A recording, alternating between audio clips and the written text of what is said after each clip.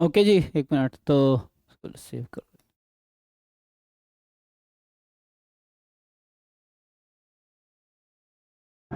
Good evening sir. जी जी, good evening. हाँ, इसको सेव कर लेते एक मिनट तो।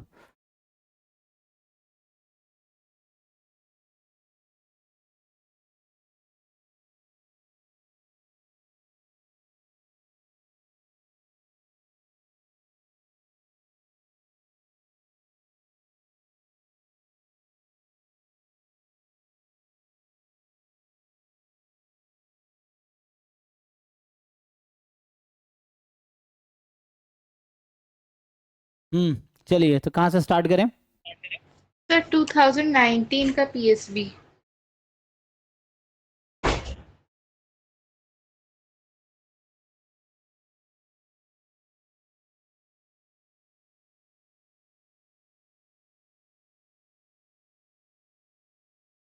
जी, क्वेश्चन नंबर बताइए। Sir fourth question.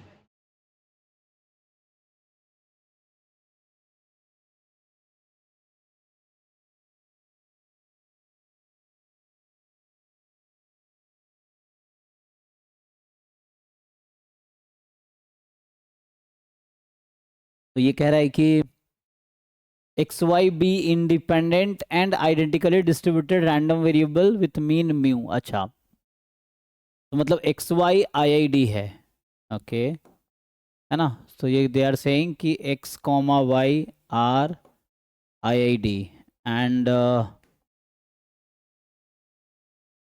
तो X Y are I I D जिसका मीन म्यू है and taking values this I I D है ना? सपोर्ट आपको दे रखा है। तो जो एक्स का सपोर्ट है वो है 0 1 2 डॉट डॉट डॉट। वाई का भी सपोर्ट है 0 1 2 डॉट डॉट डॉट। अब कह रहा है कि for all M more than equal to 0 probability X is equal to K given X plus Y is M is 1/m+1, जहाँ के ये है। तो इसका मतलब ये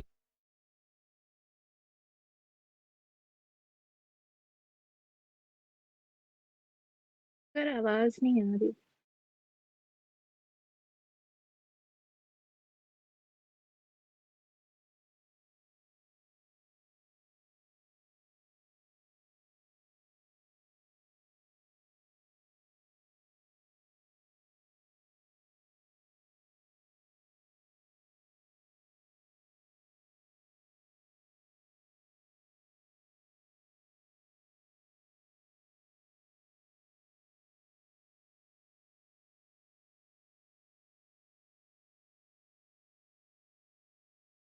तो देखिए, तो इसमें क्या है कि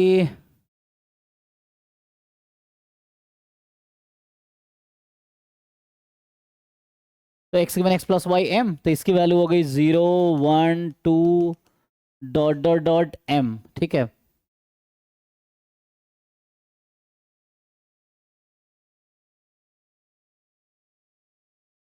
ओके, तो ये प्रॉपर्टी भी हमने पहले ही देखा है। ऐसा किस में होता है?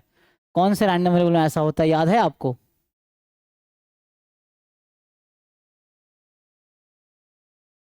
तो पूछ रहा है find the distribution of x in terms of mu. Okay, तो अगर मैं आपसे एक थ्योरम हम लोग देखे थे पहले, एक थ्योरम ऐसा होता था हम्म, कि एक्स वाई जो है ना, आई आई डी ज्योमेट्रिक पी, जहाँ पे एक्स का सपोर्ट यही है 0 1 2। ये एक थ्योरम है एक्चुअली। ये वीके रोहतगी वाली बुक में ना एक थ्योरम है। तो उसमें ये होता है then X given X plus Y is equal to M, this will have distribution uniform 0 1 2 up to M, क्योंकि एक जीरो हो सकता है ना। ये है वाई की वैल्यू भी। तो ये एक थ्योरम है, मतलब ये थ्योरम ही आपसे प्रूफ करने को कह रहा है, समझिए। तो ये जो है ना, ये एक जस्ट एक थ्योरम है कि ऐसा होगा। आई थिंक यहाँ इफ एंड ओनली इफ हो जाएगा, ठीक है ना? तो ये चीज़ है। तो जो डिस्ट्रीब्यूशन आएगा वो ज्योमेट्रिक आएगा एक्चुअली। अब ज्योमेट्रिक का पीएमएफ क्या होता है? इस ज्योमेट्रिक का पीएमएफ क्या होगा? तो जैसे एक्स वाई जो आएगा, X Y E geometric P, and geometric का अगर आप पीएमएफ लिखेंगे तो ये सपोर्ट 0 से स्टार्ट हो रहा है, तो सपोर्ट 0 से स्टार्ट होता है तो इसका क्या है, पी क्यू, तो 0 से ये होगा। तो ये इसका आंसर है, ज्योमेट्रिक है। अब क्वेश्चन इसको प्रूव कैसे करोगे, ये करना चाहते हो आप? तो ये रोहतगी में एग्जाम्पल है। अभी के रोहतगी में एक चैप्टर होगा standard continuous standard distribution, I think, या सम डिस्ट्रीब्यूशन नाम का चैप्टर है। उसके अंदर अगर मैं बताऊं तो उसके अंदर ज्योमेट्रिक डिस्ट्रीब्यूशन वाले में टॉपिक देखोगे ना, तो उसमें ये मिल जाएगा आपको। देखिए, तो इसका आंसर ज्योमेट्रिक होगा। एंड मैं आपको रेफरेंस बता देता हूँ, एक बार देखिए आप।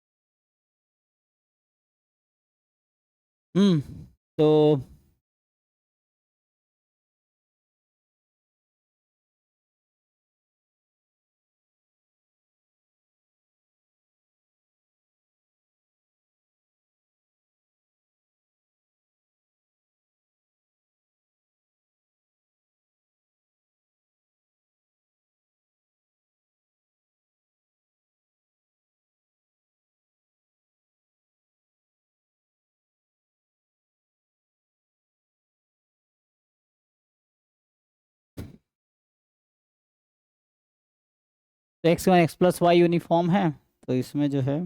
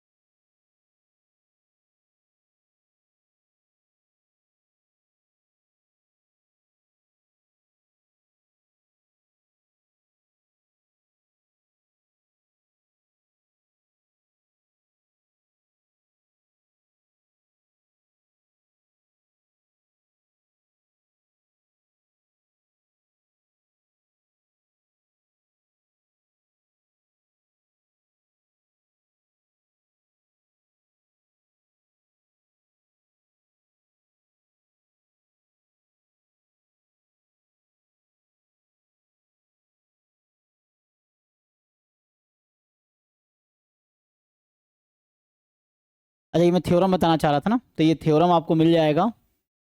अ, जैसे कि रेफरेंस है ना, ये थ्योरम जो मैं अभी लिखा हूँ, तो ये कहाँ मिलेगा ये बता रहा था ना मैं। तो ये ज्योमेट्रिक वाला जो टॉपिक देख लो, ज्योमेट्रिक डिस्ट्रीब्यूशन, उसमें आ जाएगा। हाँ, चैप्टर वीके रोहतगी वाली जो बुक है, इसलिए किताब थोड़ा सा ना अभी आपको देखना पड़ेगा ढंग से। तो ये जो वीके रोहतगी वाली बुक है, रोहतगी एंड सलेह वाली जो बुक है, तो इसमें अगर आप जाएंगे तो ठीक है, रोहतगी एंड सलेह वाली बुक में तो आपको क्या मिलेगा इसमें, चैप्टर नंबर 5 है, ठीक है। तो चैप्टर 5 इसमें है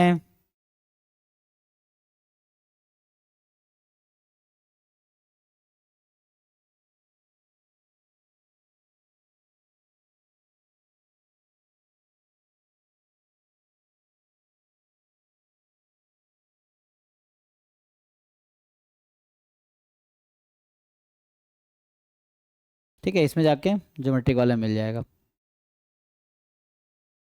Yes, sir.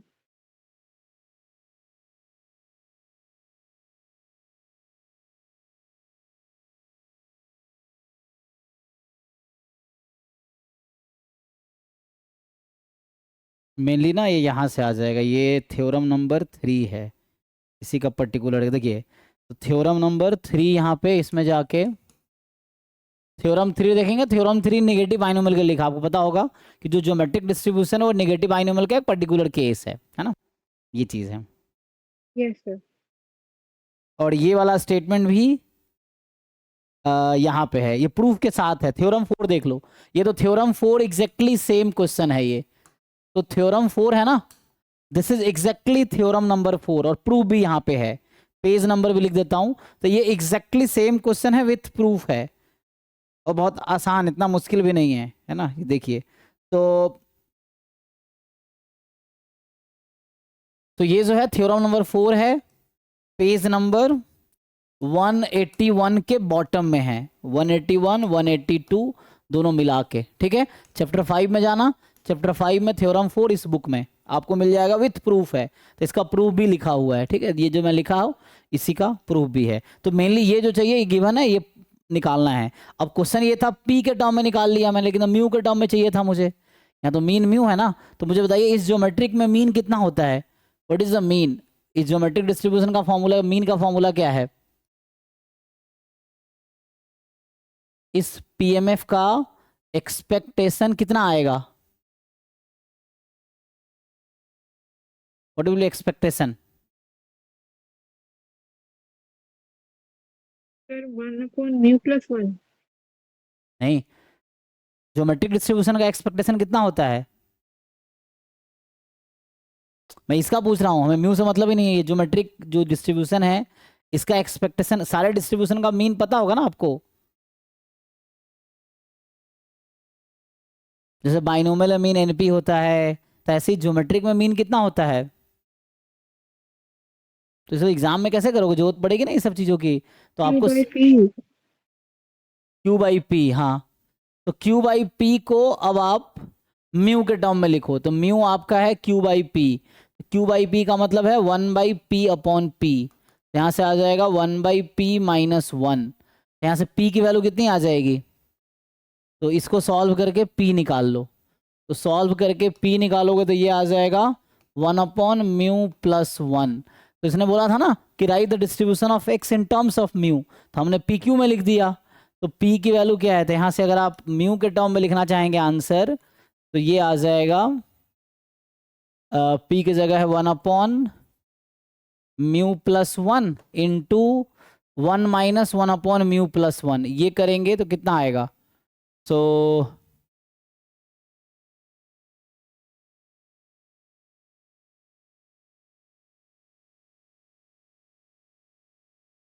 तो इसको सॉल्व कीजिए कि 1 तो ये म्यू है ना, तो 1 माइनस मतलब p है 1/μ+1, तो 1 q कितना होगा, μ/μ+1, 1 माइनस करेंगे ना, हाँ, तो ये आ जाएगा μ/μ+1 इसकी power x from 0 1 2 dot dot dot. तो ये फाइनल आंसर हो गया इस क्वेश्चन का आपका। तो ये एक थ्योरम है, आप जस्ट है ना, और इस थ्योरम का प्रूफ भी उस बुक में रोहतगी वाले में है, you see and understand. Yes, sir.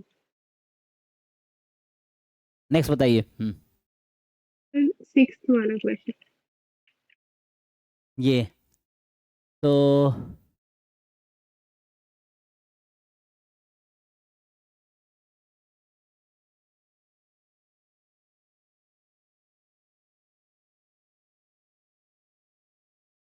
अब देखिए इसमें क्या कह रहा है कि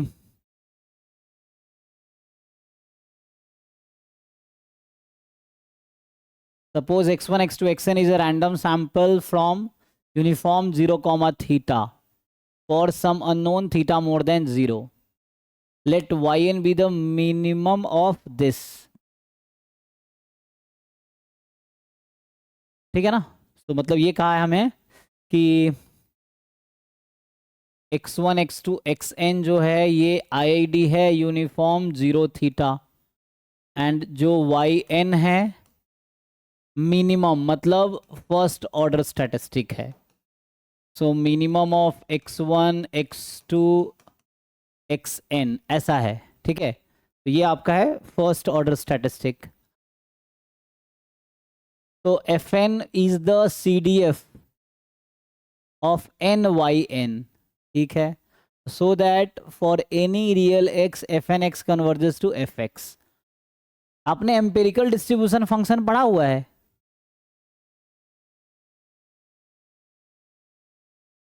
जहाँ f जो है एक्सपोनेंशियल का थीटा है। तो ये तो जैम में भी इस तरह के क्वेश्चंस आए हैं। अब देखेंगे ना, मुझे याद आ रहा है कि जैम में भी ऐसे क्वेश्चंस आए हैं। इसमें कहाँ दिक्कत है, मुझे ये बताइए आप कि x1 x2 xn uniform 0 theta है। तो मैं आपसे अगर पूछूं कि आप बताइए जो yn है जो कि फर्स्ट ऑर्डर स्टैटिस्टिक है, तो ये तो डायरेक्ट थ्योरम होता है ना। ये काम करो, कई सारे अप्रोच हैं। तो एक अप्रोच ये जैसे गया ना कि एक्स आई जो है यूनिफॉर्म 0 थीटा है, तो एक्स आई अपॉन थीटा यूनिफॉर्म 0 1 हो जाएगा, ठीक। अब first order statistic upon theta, इसका डिस्ट्रीब्यूशन पता है आपको? मान लीजिए इसका कुछ नाम दे दूं मैं, फॉर एग्जांपल टी आई रख देते हैं नाम, मान लीजिए। सो टी आई है एक्स आई अपॉन थीटा, तो ये आपका हो जाएगा T1। T1 मतलब फर्स्ट ऑर्डर स्टैटिस्टिक, T1 कर दिया। तो अगर T1 T2 T3 Tn ये जो है यूनिफॉर्म 0 1 है, तो जो T1 एक्सपोनेंशियल। ये आप जानते हैं? यस सर, ये कहीं नहीं, यूनिफॉर्म किसमें, यूनिफॉर्म का ऑर्डर स्टैटिस्टिक्स किसमें जाता है? x1 x2 xn अगर यूनिफॉर्म है तो rth ऑर्डर स्टैटिस्टिक का क्या? गामा में जाता है सर। नहीं। तो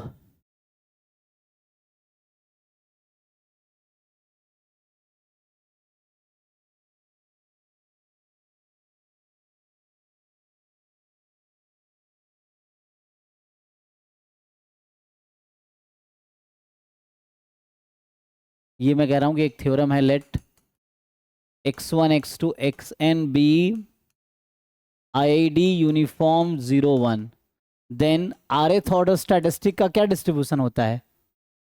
कोई पढ़ा आपने ये? तो ये जाता है बीटा में, beta first kind r comma n minus r plus 1, ठीक है। ये चीज़ है, इसी के अकॉर्डिंग अगर आपसे पूछा जाए फर्स्ट ऑर्डर स्टैटिस्टिक क्या होगा, तो ये भी जाएगा beta first kind 1 comma n में, है ना। और आप देखेंगे तो nth ऑर्डर स्टैटिस्टिक आपका होगा beta first kind n comma 1 में, ठीक है। तो इस तरह से आ जाएगा। तो ये थ्योरम है। तो ये सब थ्योरम्स आपको याद रखना होगा। जैसे आप अच्छा कर रहे हैं, आप सारे पीवाई क्यू सॉल्व कर रहे हैं, बट साथ में जितने रिजल्ट्स यूज हो रहा है तो वो सब याद होना चाहिए। जैसे एग्जांपल के लिए ये भी आपको याद होना चाहिए था। ये सब ऑलरेडी किताब में है, लेकिन एक बार में सब कुछ नहीं आएगा। इसका इसका हम्म ये पता था कि ये ज्योमेट्रिक है, लेकिन हम्म कैसे प्रूफ करना है प्रॉपर ये नहीं समझ आ रहा था। वो हाँ थोड़ा सा कहीं देखा हुआ है ये वाला। ठीक है। तो वही प्रूफ बुक में है, अगर देखिए अगर नहीं समझ आता है तो फिर पूछिए। जैसे ये यहाँ पे इसमें प्रूफ है, यस स्टिल सर। नहीं समझ आता तो आप डिस्कस कीजिए। तो वैसे ये भी थ्योरम, कोई दिक्कत नहीं है, सब कुछ सब लोग थोड़ी जानते हैं, इस वी लर्न थ्रू। तो मैं ये कहना ही चाह रहा हूँ कि हमें चीज़ों को 4 5 बार रिवाइज करना पड़ेगा, आपको स्पेशली रिवाइज करना पड़ेगा थ्योरीज को 4 5 बार, तो जाके सारी चीज़ें ठीक से याद होंगी। ये है। तो अभी के लिए हमारा ये यूज़ होगा, ठीक है। तो यहाँ से देखिए जो T1 है, इसकी जो वैल्यू आएगी, ये आ जाएगा बीटा फर्स्ट काइंड कितना 1 कॉमा n। ये है आपके पास अभी x1 अपॉन, लेकिन हमें तो सिर्फ x1 था ये, अब ये n टाइम x1 कह रहा है ना। कोई बात नहीं, हम कर लेंगे, है ना। ये तो कई सारे तरीका है, तो यू गो थ्रू दिस और देयर आर मेनी वे। तो ये है, जैसे ना ये x1 है, तो x1 तो यही है, yn तो x1 ही हो गया। अब हमें yn का जो है CDF निकालना है पहले, एंड बाद में दिखाना है कि ये कन्वर्जेस टू दिस। इसका क्या मतलब, हमें क्या दिखाना पड़ेगा, छोड़िए, हमें प्रूव करना है। मैं ऐसे ही समझा देता हूँ आपको। तो ये तो बस डिस्ट्रीब्यूशन आ गया। हमें यहाँ प्रूव करना है ये जो fn(x) है ये CDF है इसका। अच्छा छोड़ो, ये जो देखो, अगर हमें ये बोल रहा है मुझे ये प्रूफ करना है Y N converges in distribution to, नहीं F N converges to this, okay, so that F N converges to this, मतलब मुझे क्या प्रूफ करना है, तो मुझे निकालना है limit N tends to infinity F N X बराबर एफ एक्स, जहाँ एफ क्या है, C D F of exponential with mean theta, ये प्रूव करना है, ओके। तो सबसे पहले हमें क्या करना, हमें तो सी डी एफ निकालना है, चलो मैं सॉल्व कर देता हूँ सीधा, ये सब छोड़ो, ये जो कर रहे हैं ना, ठीक है, ऐसे तो कोई दिक्कत नहीं है। तो हम सीधा सीधा आते हैं वाई एन पे, देखो वाई एन था N time first order statistic, हम निकालते हैं C D F of Y N, ठीक है। तो C D F of Y N, कोई वेरिएबल ले लो, वाई ले लो चाहो तो अभी, तो ये आ गया probability capital Y N less than equal to small Y, ये आ जाएगा capital Y N less than equal to small Y. तो यहाँ से जब आप कंटिन्यू करेंगे तो क्या मिलेगा,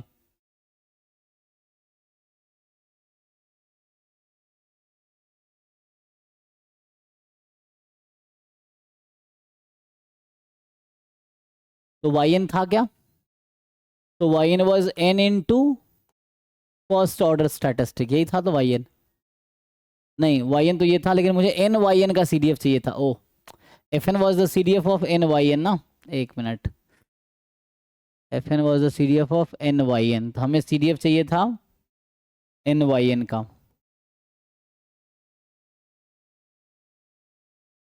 एन वाई एन, तो यहाँ होगा एन वाई एन, ठीक है, वाई एन क्या था फर्स्ट, ठीक है, यहाँ तक ओके है। तो एफ एन जो हम निकाल रहे हैं, ये जो एफ एन एक्स नहीं, मैं वाई निकाल रहा हूँ, ठीक है, वाई में लिख रहा हूँ ना, तो एन वाई एन ही, तो ये क्वांटिटी है, तो ये आया प्रोबेबिलिटी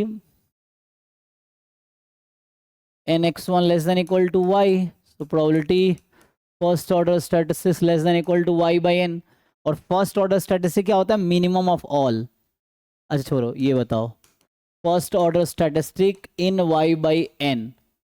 अब ये फॉर्मूला पता है क्या आपको कि C D F of first order statistic क्या होता है, आइडिया है, C D F of first order statistics का formula, what is the C D F of first order statistic,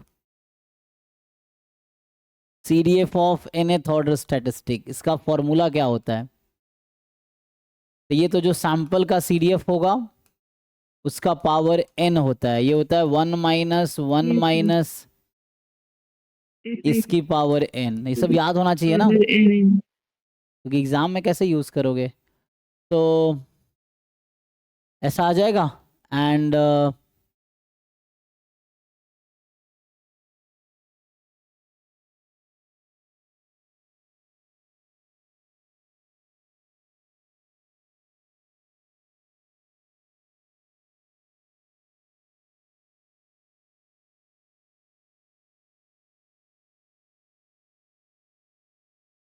ठीक है, देखिए, तो ये जो फॉर्मूला हो जाएगा कि एफ एन वाई, तो ये आपके पास है 1 माइनस जो आपका पॉपुलेशन होगा, है ना, उसका सी डी एफ वेरिएबल है वाई बाई एन, उसकी पावर n, तो 1 माइनस, अब ये f कौन सा लेंगे, कौन सा सैंपल से आया था, तो ये x1 है ना, x क्या था आपका जो क्वेश्चन में, x1 x2 xn क्या था, x1 x2 xn was uniform zero theta, तो ये इसका सी डी एफ, अब मुझे ये बता पाएंगे यूनिफॉर्म जीरो थीटा का सी डी एफ क्या होता है, तो फॉर्मूला सी डी एफ का फॉर्मूला क्या है, uniform zero theta random variable के सी डी एफ का क्या फॉर्मूला है,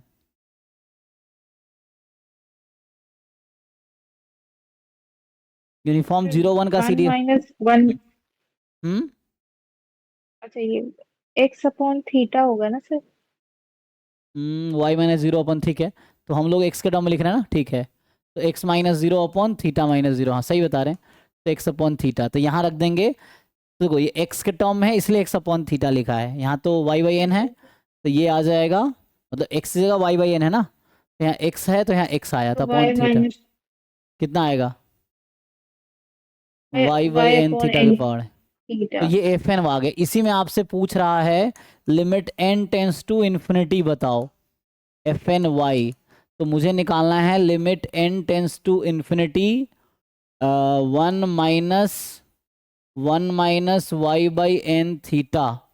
अब क्या आप लिमिट निकालना जानते हैं? इसका लिमिट कितना आएगा? तो ये 1 माइनस तो एज इट इज रहेगा, इसका लिमिट मेन बताना है। n टेंस टू इन्फिनिटी पे ये कहाँ जाएगी?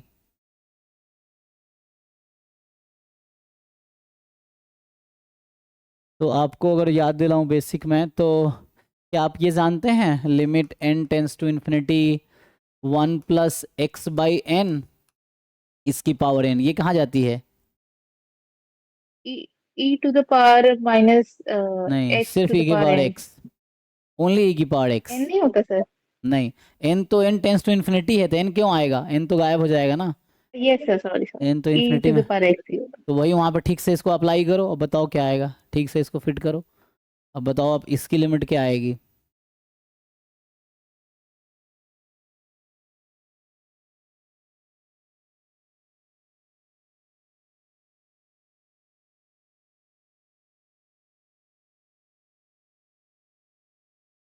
Sir E to the power minus Y by N, उसकी।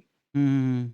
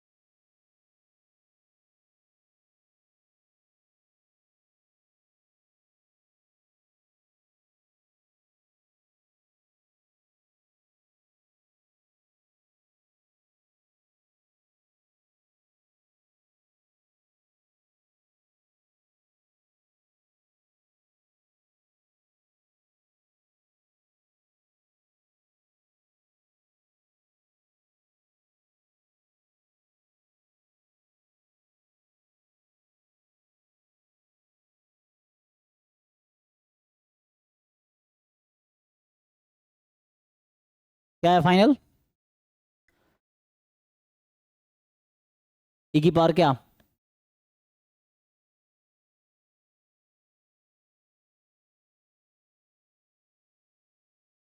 हम्म,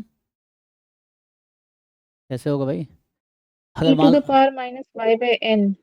n क्यों होगा? n तो गायब हो जाएगा, थीटा होगा। n तो ये x की जगह ये है ना, और माइनस है, तो 1 प्लस एक्स बाई एन की पावर n, माइनस e की theta, power yes x। Sir. तो e की power minus Y by theta ये आ गया। यही तो बोला था, तो हो गया प्रूफ। ये आ गया सी डी एफ ऑफ, ये किसका सी डी एफ है? This is the C D F of, ये जो है this is C D F of, मान लो कोई भी रैंडम, मान लो W कर दिया फॉर एग्जांपल, तो ये जो W है वो हो जाएगा एक्सपोनेंशियल। तो W is exponential with rate 1 by theta. ठीक है, ये हो गया प्रूफ, यही प्रूफ है। ये CDF आया है, अब उसको डिफरेंशिएट करोगे क्या आ जाएगा? PDF आ जाएगा। ये अभी CDF निकला है, इसको डिफरेंशिएशन आप कर दीजिए, PDF आ जाएगा। तो इसका डिफरेंशिएशन करेंगे तो क्या, ये CDF है। जैसे अगर मुझे W का PDF चाहिए होगा, मान लीजिए Y के टर्म में लिखी है ना, Y में लिख रहे थे हम लोग, तो इसका डेरिवेटिव आपको मिलेगा e की पावर माइनस दिस, ये आ जाएगा। ठीक है, तो ये आ गया, ये समझ आ रहा होगा आपको ये क्या है। Exponential distribution with mean 1 by theta, ये चीज़ है। Yes sir. यही प्रूव करना था, हो गया। तो इसमें ये कह रहा था कि सो करो सो दैट कि एफ एन एक्स कन्वर्ज करेगी एफ एक्स पे, जहां एफ क्या है? एक्सपोनेंशियल विथ मीन थीटा है, रेट 1 बाई थीटा है, मीन थीटा। अगर आप यहाँ से एक्सपेक्टेशन ऑफ डब्ल्यू आप ऑलरेडी जानते हैं, थीटा होता है, ये चीज़ है। तो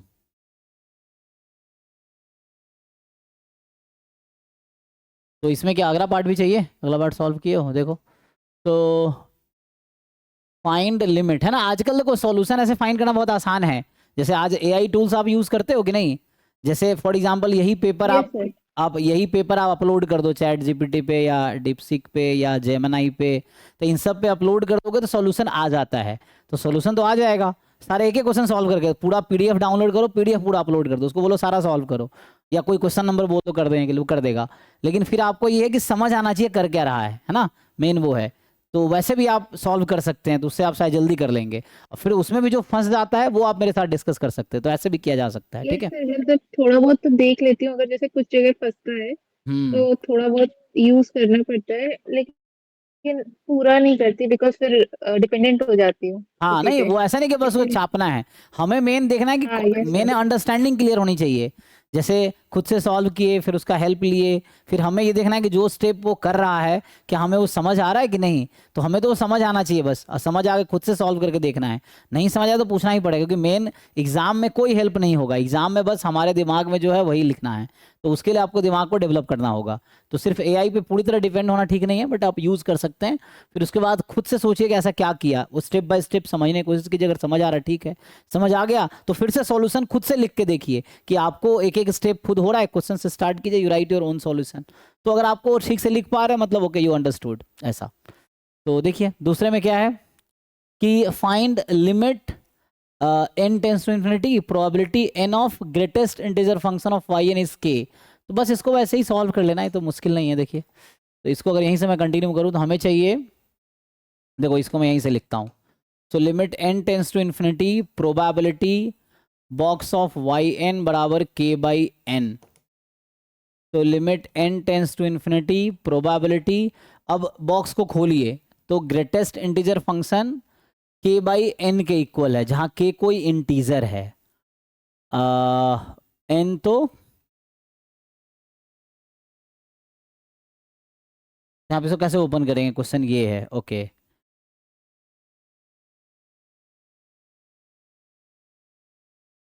तो व्हाट विल बी रेंज, है ना, हमें देखना है कि रेंज क्या होगा इसका। तो वाई एन बराबर अगर कोई इंटीजर है,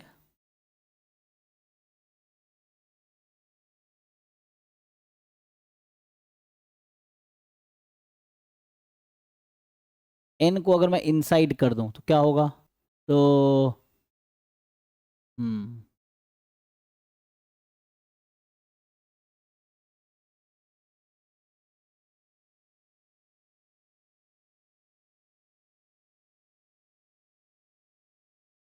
एन को हम इनसाइड भी मल्टीप्लाई कर सकते हैं, मुझे ऐसा लग रहा है कि एन को अगर मैं इनसाइड मल्टीप्लाई कर दूं तो क्या होगा, क्योंकि एन टाइम ही तो ये हो रहा है ना। तो ये ग्रेटेस्ट अच्छा इंटीजर पार्ट आएगा। सो जैसे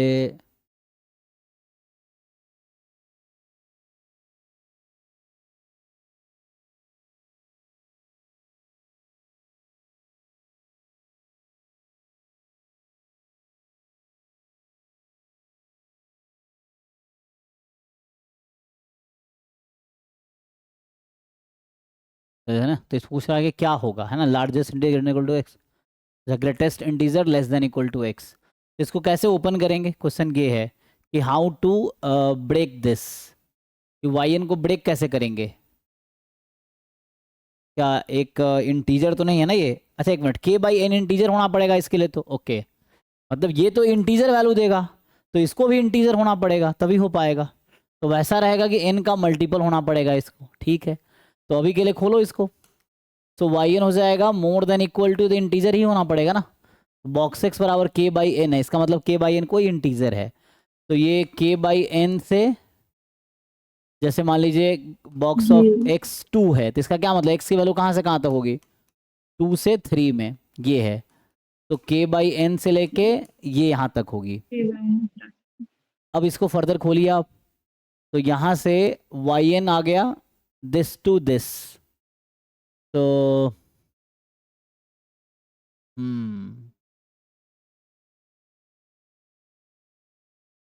तो वाई एन का सी डी एफ निकालना जानते होंगे आप, ये तो वही हो गया ना, C D F of Y N at K by N plus one, C D F of Y N at K by N. अभी वाई एन का सी डी एफ निकाला था हमने क्या, वाई एन का डायरेक्टली नहीं निकाला था हमने, है ना। वाई एन का तो डिस्ट्रीब्यूशन यहाँ से आ जाएगा, देखो। तो वाई एन का सी डी एफ निकाल लो ऐसे ही, जैसे अभी हमने किसका सी डी एफ निकाले थे, अभी हमने एन वाई एन का सी डी एफ निकाला था, एन टाइम वाई एन का। तो ऐसे ही वाई एन का सी डी एफ आ जाएगा। Yes sir. तो वाई एन का सीडीएफ आ जाएगा, ये क्वांटिटी नहीं आ जाएगा। अगर आपने जैसे मैंने एन वाई एन का सीडीएफ निकाला यहाँ तक, तो वैसे ही आपको क्या करना है, वाई एन का सीडीएफ निकालने हैं। और मैं यहाँ निकाल ही यस देता सर, हूँ। Yes sir.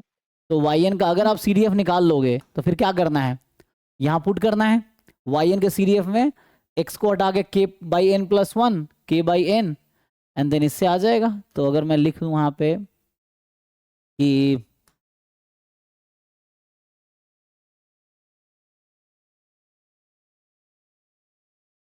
C D F of Y N at X, यही है। तो वाई एन निकाल देता हूँ।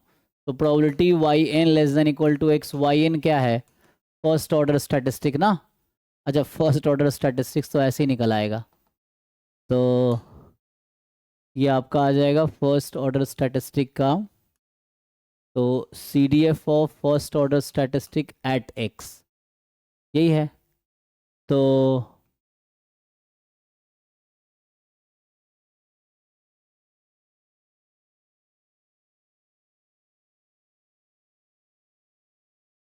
यहाँ से क्या आ गया देखो, फॉर्मूला भी लिखा था मैंने, वन माइनस एफ एक्स इसकी पावर एन, तो आ गया one minus and one minus, ये सैंपल है ना, एक्स अपॉन थीटा था, इसकी पावर एन हो यस सर। जाएगा, ये है हाँ। तो हो गया, इसमें पुट कर लो अब आगे। तो ये तो एफ एन एक्स का ये P D F Y N का आ गया, अब इसमें पुट करना है बस आपको, तो सेम तरीके से आ जाएगा। अब इसको अगर मैं यहाँ से कंटिन्यू करूँ, तो लिमिट मैं अभी छोड़ रखा हूँ बाहर, है ना, लिमिट लगाना है। तो यहाँ भी limit N tends to infinity है, ठीक है। तो ये जो आपका है limit N tends to infinity हो गया। तो इसको जब आप सिंप्लीफाई करेंगे तो क्या होगा, तो सिंप्लीफाई कर लीजिए।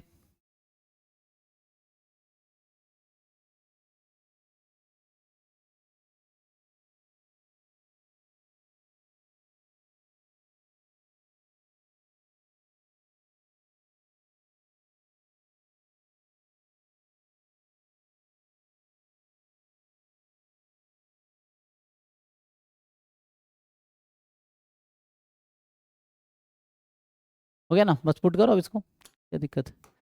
तो यहाँ आ जाएगा limit N tends to infinity. अब आप के बाई एन प्लस वन, तो इसमें पुट करो, तो डिफरेंस लोगों तो वन तो ख़त्म ही हो जाएगा। एक बार इसमें एक्स की जगह रखना है के बाई एन प्लस वन, एक बार रखना है के बाई एन, और सिंप्लीफाई करने हैं। बताइए क्या होगा। तो अगर रखूँगा मैं, तो one minus K by N plus one upon theta, और इस पूरे की पावर एन, तो ये तो इधर रहेगा ब्रैकेट में, माइनस, फिर से ये आएगा, है ना, तो लिमिट तो पूरे पर लगेगा, one minus K by N upon theta की पावर एन। अब इसको सिंप्लीफाई कर लो ठीक से, तो ये ब्रैकेट खोलोगे ना आप, तो ये वन वर्ड वन कट जाएगा, तो माइनस वन, ये माइनस ये प्लस में आ जाएगा, प्लस, तो वन माइनस के बाई, ये तो के बाई एन थीटा इसकी पावर एन, जैसा पहले था वैसा हो गया, माइनस यहाँ पे अब वन माइनस के, तो अलग अलग कर लो, वन। है ना, K by N theta plus one by theta हो जाएगा, ये है इसकी पावर एन। अब इसमें लिमिट लगाओ, एन टेंस टू इन्फिनिटी लगाओ, कितना आता है,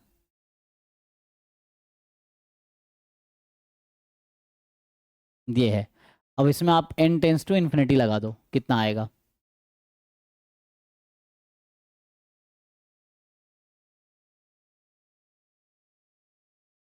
वन बाई थीटा। तो ये तो ऐसे ही आ जाएगा, इसका क्या है, ई की power minus K by theta आ के जाएगा, बाई और थीटा। इसका देखना पड़ेगा आपको। तो क्योंकि ये के बाई एन प्लस वन था, नेक्स्ट पॉइंट था।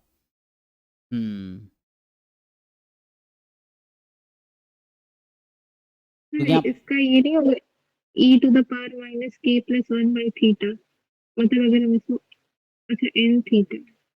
नहीं नहीं, इसमें एक्स्ट्रा क्या है, वन बाई एन के, यहाँ तो यहाँ प्लस वन बाहर था ना, प्लस एन कर ये सकते थे, K plus N by N theta. तो अगर वैसे लिखते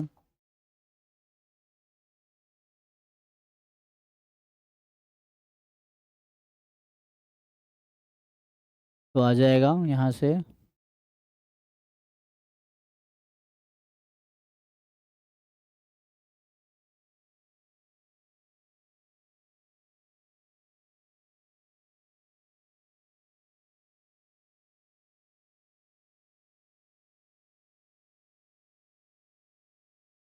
ठीक है।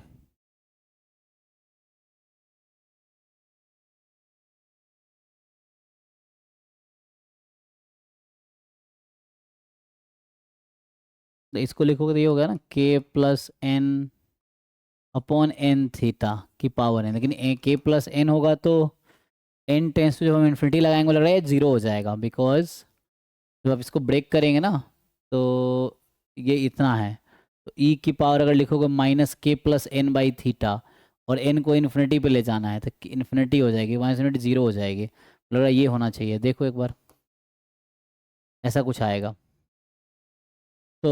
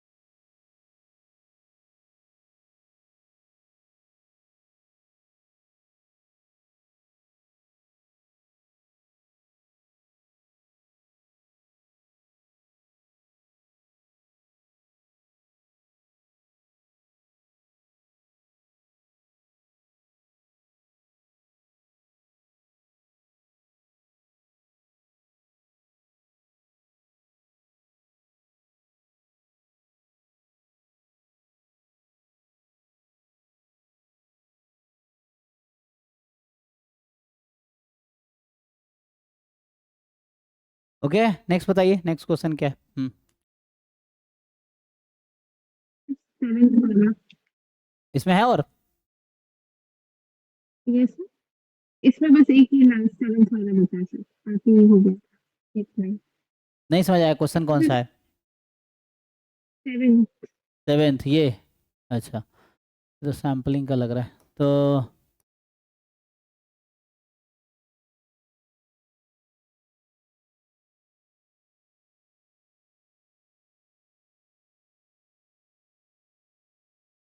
देखिए, तो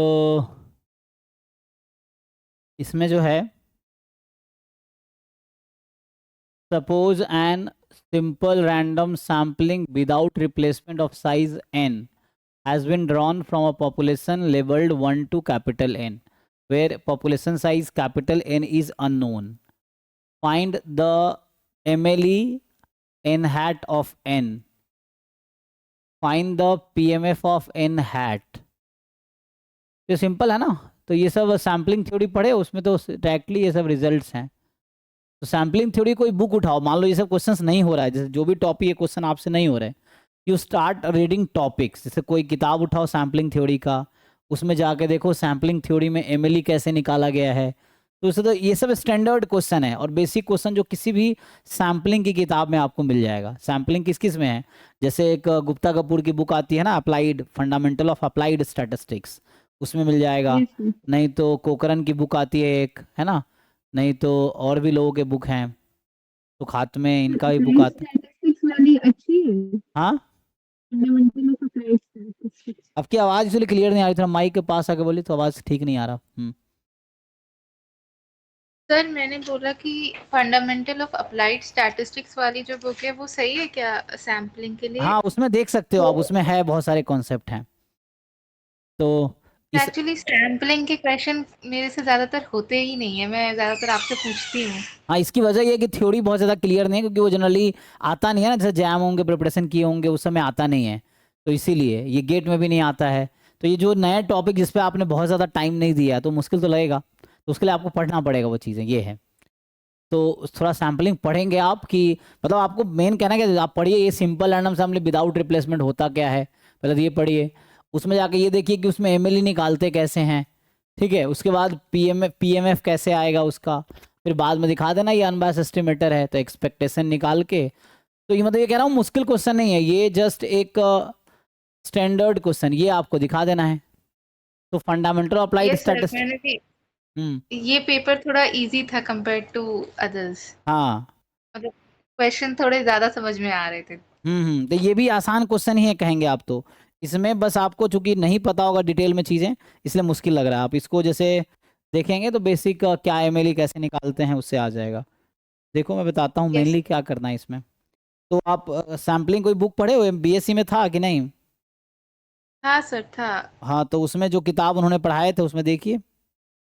तो सर उसमें एफएएस भी यूज कराया था और एक गुप्ता की शायद कोई बुक थी, वो थोड़ा बहुत उन्होंने पढ़ाया। तो उसमें आपको ये देखना पड़ेगा कि ये क्या है। तो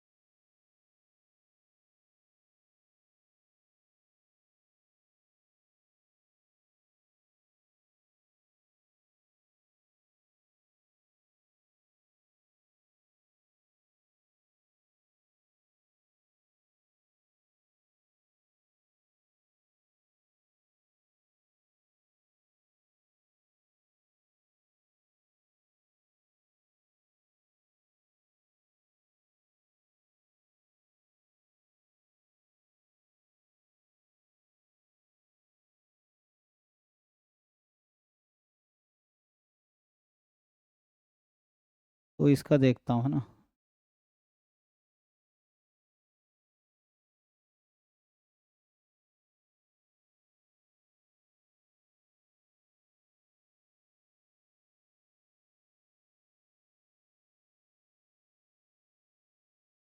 इसके बार देख के आओ, नहीं होता तो कल करवाता हूँ है ना। ये एक बार टॉपिक देखिए simple random sampling without replacement. इसमें जो एन क्या है, एन एक्चुअली पैरामीटर है, पॉपुलेशन साइज है। तो इसका एमएलई यस। कैसे निकलेगा, तो कोई भी सैम्पलिंग की बुक देखो, कोकरन वाली बुक है या सुखात्मे वाली बुक है या गुप्ता कपूर वाली बुक है, उसमें देखो ये टॉपिक, पहले इस टॉपिक में जाओ, फिर इसमें देखो एमएलई ऑफ एन क्या है, फिर उसका पीएमएफ, ये हो जाएगा। मतलब कह रहा हूँ आसान क्वेश्चन है। ठीक है, अभी तो 9 बजे से दूसरी क्लास है, तो इसको कीजिए। कल भी क्लास रखेंगे तो कल है ना, क्योंकि सीएमआई का बैच खत्म हो गया है, उसका सारा पेपर खत्म हो गया, तो अब आप लोग अगर आप आएंगे तो क्लासेस होंगे, नहीं तो है ना नहीं रखेंगे, वैसा है। तो क्लासेस रखना हो तो आप बता देना, तो उसके अकॉर्डिंग आप ये ट्राई करके देखो, नहीं होता है तो कल फिर मैं इसको करवाता हूँ, ठीक है। तो अभी डेली क्लास रखेंगे, अब डेली आइए और इसको पेपर कंप्लीट कीजिए। और जो एक बार से नहीं होगा, आप ये पूरा पेपर बैठ के, जैसे एक बार अभी सॉल्व कर रहे हैं, डाउट रहा देख रहे हैं, फिर दूसरी बार, तीसरी बार, चौथी और पांचवी बार, 4-5 टाइम सॉल्व कर लो as a sir mock test, मान लो ये। पुराने वाले जो पेपर्स पूछे थे ना मैंने, हम्म। वो अभी रिवाइज किए थे कुछ दिन में, क्योंकि तबीयत थोड़ी ठीक नहीं थी तो क्लास नहीं आई। हाँ वो रिवाइज किए थे मैंने। तो वैसे ही जैसे क्या कीजिए, पूरा पेपर एक बार पूरा वन गो में पूरा सॉल्व कर लीजिए, फिर सेकंड टाइम में फिर से वो सारे पेपर सॉल्व कीजिए। और वैसे ही जैसे एग्जाम सेटअप में, मान लीजिए एग्जाम आप देंगे तो 3 घंटे में अगर आपको करना है तो कैसे करेंगे, जो एग्जाम का पैटर्न है उसके अकॉर्डिंग आप उसके अकॉर्डिंग सॉल्व कीजिए। जो डाउट अभी भी रह जाता है उसको टिक करके रखिए, फिर वो डिस्कस कीजिए या ट्राई कीजिए कहीं से भी, है ना। जैसे मैंने ऑनलाइन कहा, ऑनलाइन क्वेश्चन आप फोटो अपलोड कर दो तो सॉल्यूशन दे देता है। तो आजकल एआई टूल्स इतने एडवांस हो गए हैं कि आप फोटो अपलोड कर दो स्क्रीनशॉट लेके, तो वो आपको सॉल्व करके दे देता है। लेकिन सिर्फ सिर्फ सॉल्यूशन होना इंपॉर्टेंट नहीं है, सॉल्यूशन समझ आना इंपॉर्टेंट है, कि आपको समझ आए कि वो कर क्या रहा है, तो स्टेप बाय स्टेप आपको समझ आ जाए, फिर वो खुद से वो सॉल्व करके देखो। अगर आप खुद से सॉल्व कर पा रहे हो तो यू लर्न इट, में तो सीखना ही है। तो ऐसे करके पूरा पेपर एटलीस्ट 4-5 टाइम कंप्लीट करो, जो डाउट रह जाते हैं उसको कलेक्ट करके डिस्कस करो। तो कल हम इसको कंटिन्यू करेंगे ना, अभी डेली क्लास होगी अभी। ओके सर, थैंक यू ठीक है सर। Ji, thank you. हाँ।